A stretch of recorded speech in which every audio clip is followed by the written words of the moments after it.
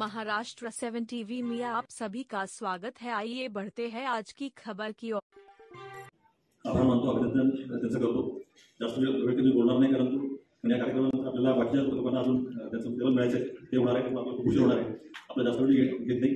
महाराष्ट्र पोलिसांच्या वर्धापन दिनाच्या आणि नवीन वर्ष देखील आपल्या सर्वांना खूप खूप शुभेच्छा. धन्यवाद. सर्व वरिष्ठ अधिकाऱ्यांच्या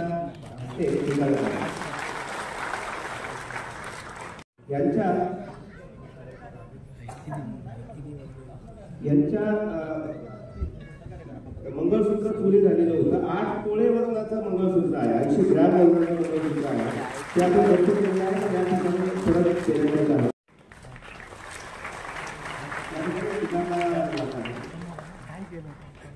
उपस्थितीत सर्व वरिष्ठ अधिकारी आजच्या कार्यक्रमासाठी पूर्ण आपण आवर्जून इथे आलात. हे सर्व ठाण्यातील आणि निवडणूक परिसरातील सर्व नागरिक आणि ज्यांना जे विक्टीम होते कधीतरी ज्यांच्या संदर्भात काहीतरी गुन्हा दाखल झाला किंवा ज्यांच्यामुळं ज्यांना काही प्रॉपर्टी यूज करावी लागली पण ती मिळालेली आहे, ती घेण्यासाठी आलेले माझे सर्व मित्र आणि पत्रकार बंधू होते.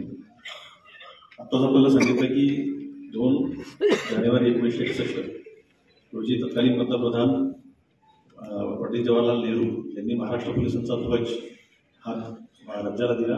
त्या अर्थानं महाराष्ट्र पोलीस दल हे 2 जानेवारी 1961 पासून सुरू झालं. परंतु आधुनिक पोलीस ही जी कल्पना आहे, ही कल्पना ब्रिटिशांनी आपल्याला आणली. ती अगदी 1830, 1835, 40 आणि नंतर 1858 पासून मोठ्या प्रमाणामध्ये सुरू झाली.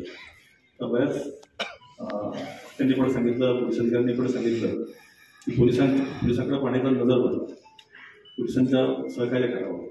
पण असे की ब्रिटिशांनी ज्यावेळी पोलीस दल स्थापन केलं महाराष्ट्रामध्ये असेल, पूर्ण देशभरामध्ये असेल, त्याचा उद्देश हा ब्रिटिश सत्तेला मदत करण्याचा होता आणि लोकांना राबण्याचा होता.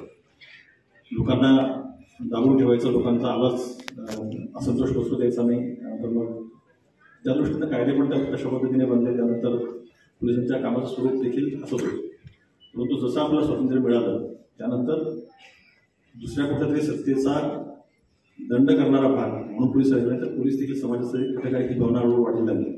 आणि विशेषतः 1980-90च्या दशकानंतर पोलिसांनी जनतेचा भाग असला पाहिजे आणि जनतेच्या सेवेसाठी असलं पाहिजे असं एक वेगळ्या प्रकारचा नवीन संकल्पना उदयाला आली. आणि त्या दृष्टीनं पोलिसिंगमध्ये देखील मोठ्या प्रमाणामध्ये बदल झालेले.